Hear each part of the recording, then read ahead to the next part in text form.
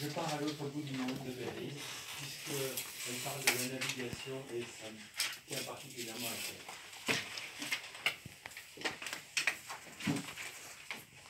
Oui, bonsoir. On a tous un point commun. Vous comme moi. On a tous au moins un point commun. L'eau, le fleuve, la Seine.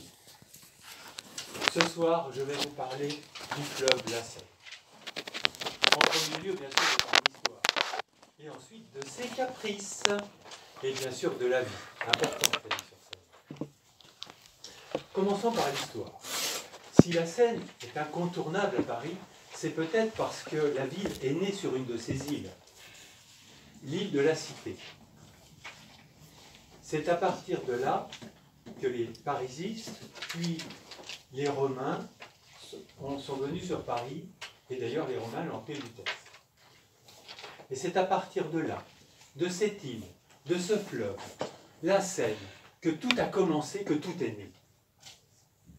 C'est à partir de là que l'architecture, qui est si magnifique, s'est développée.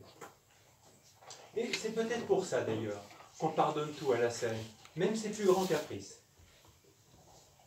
Au XIXe siècle, l'architecte Viollet-le-Duc lui a même refait une beauté, c'est vous dire. Au XXe siècle, l'UNESCO l'a classé trésor au patrimoine mondial. Rendez-vous compte, trésor. Mais aujourd'hui, le fleuve pleure Notre-Dame, car il veillait sur lui jusqu'à vous. Mais parlons sociologie. C'est l'histoire de deux rives, avec leurs différences qui ont toujours existé. Oui, la Seine coupe Paris en deux, à la façon d'un mur. Et n'en déplaise à Donald Trump, c'est un mur pacifique celui-là, car il est construit en pierre d'eau.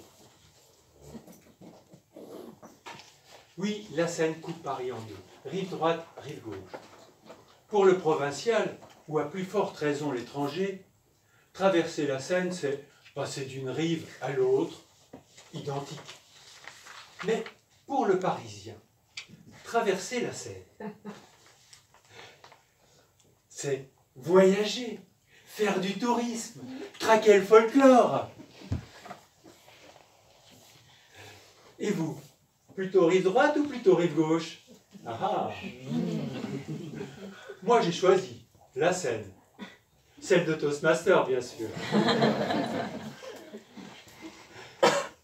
Parlons des ponts. Premier pont sous Jules César.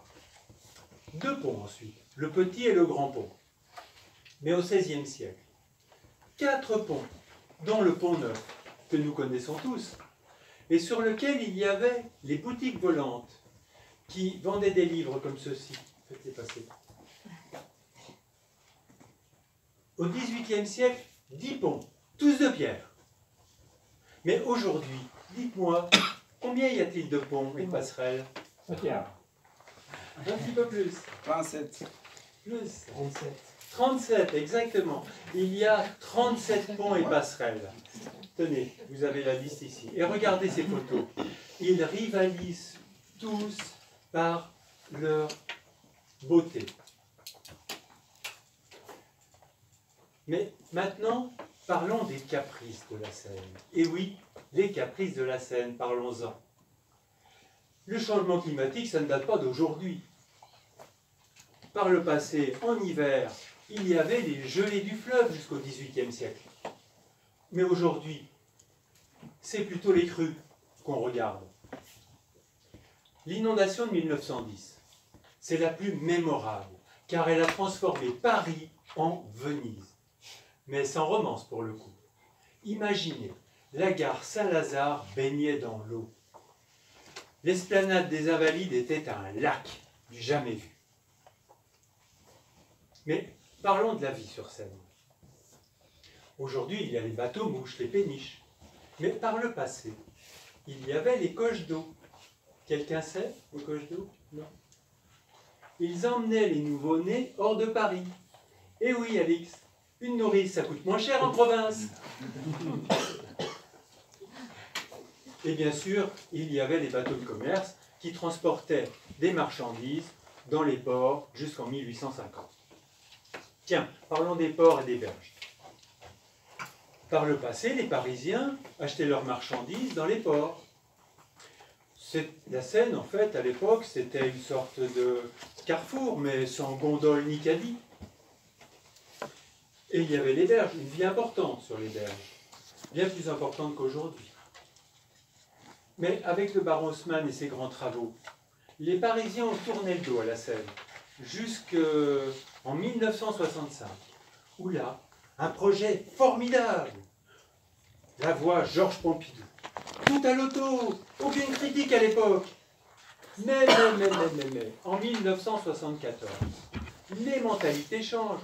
Coup de théâtre, on décide de réserver les berges de Seine à la promenade. Pendant les années 80-90, aménagement des berges. Et c'est sans compter en 2002 sur l'invention de Paris-Plage, qu'on connaît dans le monde entier. Tiens, une anecdote. Combien y a-t-il de types de poissons aujourd'hui dans la Seine? Eh bien, il y en a une vingtaine, contre 5 en 1950.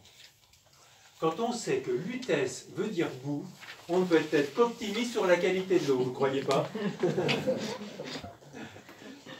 Ce qui m'amène à parler de la baignade. Et oui, c'est pour bientôt, tous à vos maillots de bain, comme en 1850. Car nager dans la Seine, ce n'est pas seulement pour les Jeux Olympiques de 2024, mais c'est aussi faire un legs écologique à l'issue des JO. Ça ne vous rappelle rien ce que je viens de dire là? Je viens de citer Anne Hidalgo.